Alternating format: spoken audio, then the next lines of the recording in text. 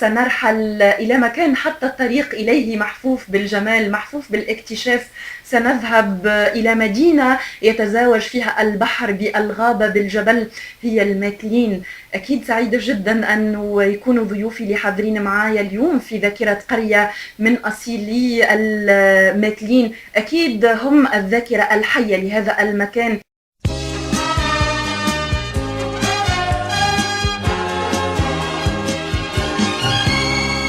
Comme un enfant aux yeux de lumière qui voit passer au loin les oiseaux, comme l'oiseau bleu survolant la terre, voit comme le monde est beau. Beau le bateau dansant sur les vagues, ivre de vie, d'amour et de vent. Belle la chanson naissante des vagues, abandonnée au sable blanc. Blanc l'innocent, le sang du poète, qui en chantant invente l'amour, pour que la vie s'habille de fête et que la nuit se change en jour. Jour d'une vie où l'aube se lève pour réveiller la ville aux yeux lourds, où les matins effeuillent les rêves pour nous donner un monde d'amour. L'amour c'est toi, l'amour c'est moi, l'oiseau c'est toi, l'enfant c'est moi. Moi je ne suis qu'une fille de l'ombre qui voit briller l'étoile du soir. Toi mon étoile qui tisse ma ronde, viens allumer mon soleil noir. Noir la misère, les hommes et la guerre, qui croient tenir les rênes du temps. Pays d'amour n'a pas de frontières pour ceux qui ont un cœur d'enfant. Comme un enfant aux yeux de lumière, qui voit passer au loin les oiseaux, comme l'oiseau bleu survolant la terre, nous trouverons ce monde d'amour. L'amour c'est toi, l'amour c'est moi, l'oiseau c'est toi, l'enfant c'est moi, l'oiseau c'est toi, l'enfant c'est moi, l'oiseau c'est toi, l'enfant c'est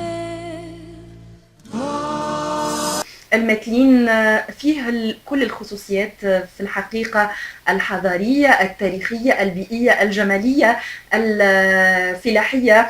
بالفعل الكلام يعني قد لا يختزل جمال هذا المكان وثراء هذا المكان، وأكيد سنحاول من خلال ضيوفنا الليلة على موجات إذاعة تونس الثقافية أن نعبر عبر ذاكرتهم، عبر كتبهم، عبر متساكني الماتلين إلى تلك الخصوصية، إلى تلك الميزة، إلى تلك البلدة. سنتنقل إلى أماكن متنوعة وأماكن مختلفة لعلها تقودنا إلى أحياء الماتلين، إلى جهات الماتلين. سنذهب إلى القرية، إلى الدمنة، إلى الدوامس، إلى راس الزبيب. أيضا سندخل في تفاصيل العادات والتقاليد وتفاصيل الأشخاص مع ضيفينا لهذه الليلة، وسعداء بأنهم يكونوا معنا على موجات إذاعة تونس الثقافية الأستاذ محمد الناصر جلوز، المهندس والكاتب، طبعا صاحب كتاب الماتلين، هذا الكتاب الذي صدر باللغة الفرنسية ترجمه أعتقد محمود جلوز إلى اللغة العربية. مرحبا بك أستاذ محمد الناصر جلوز. مرحبا بك. بصراحة شكرا لك على الحضور في هذا الوقت المتأخر، أكيد من حبك لهذه البلدة وحبك للوطن بالنهاية لتونس جعلك تكون حاضر معنا الليلة في ذاكرة قرية. لا شكر على واجب، وهذا واجب وطني وواجب كل ممثلي يحب الماتلين. أكيد. وكل من دخل المتين راهو ياخذ حب المتالة والمتالة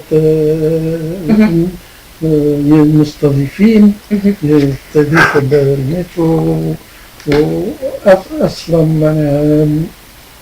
ناس لطفاء، ناس يقبلوا المضيافين.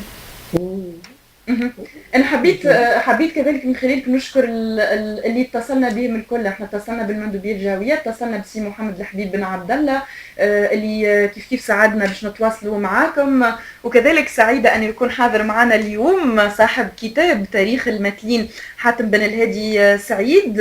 هو الكتاب تحت عنوان سفر في قساوة الوثيقة والحجارة، لكن أكيد هي لا تصور القساوة في الحقيقة المثلين، بل تصور الجمال والحضارة والتاريخ وكل هذه الأشياء الجميلة اللي تتميز بها تونس الكل. مرحبا بك يا الأخت الإعلامية اللطيفة نزيهة، ومرحبا بجمهور ومستمعي إذاعة تونس الثقافية في ذاكرة المثلين، ذاكرة قرية كما هو اسم البرنامج. وإن شاء الله تعديوا معنا أوقات ممتعة لتتعرفوا أكثر على ربوع من هذا الوطن العزيز ذات صبغة جمالية رائعة وذات أناس يعني مضيافين وطيبين إلى أقصى درجة. فتعالوا جميعا، هذه أول كلمة أقولها لكم، تعالوا صيفا أو شتاء للمثلين وزوروا المثلين لتتعرفوا أكثر على حضارة من هذه البلاد. نعم. طيب المثلين يعني ومن يشاهدها حتى عبر الانترنت او في واللي يزورها يلاحظ انها يعني شبه جزيره تعانق البحر، كذلك تتجانس مع الجبل والغابه كما ذكرت منذ البدايه. خلينا نذكر الذين انجبتهم المثلين.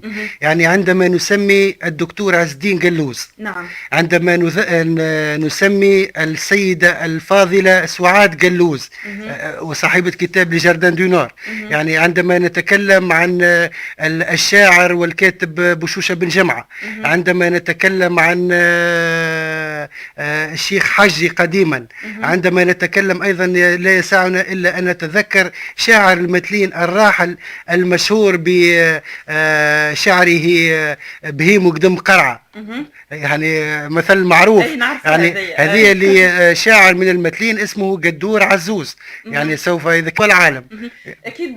أكيد جمال هذه المدينة وثرها التاريخي سينجب شخصيات بهذا الشكل. خلينا نقول أنه المثلين في الحقيقة التسمية فيها عديد الاختلافات وعديد الآراء إلى غير ذلك، ولكن الأساس أنه هي الاختلافات في الآراء طبعا. نعم. طيب معك سنبدأ الأستاذ محمد الناصر قلوز عن التسمية وعن المثلين بشكل عام. تسمية المثلين موجودة في برشا. أنا نحب نتكلم على ما قاله الأستاذ عز الدين قلوز، أن الأصل أنا نشوف المثلين فيها المتسكنين المثلين، فما عندنا أبناء المثلين الأصليين وعندنا أبناء الأتراك والأندلسيين، ولكن هذوما الثلاثة الأسماء والشخصيات ثلاثة فرق في المثلين ما تلقاش فرق ما بين هذا ولا هذاك. والميزة الوحيدة اللي يمتاز بها الإنسان في المثلين هو الثقافة نتاعو، لأن المثلين الناس يحبوا الثقافة ويحبوا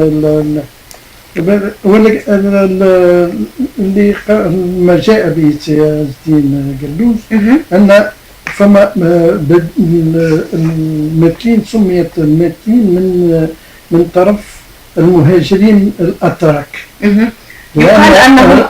يقال أنهم أول من سموها المثلين لأنهم أصيلي بلدة المثلين بتركيا. نعم.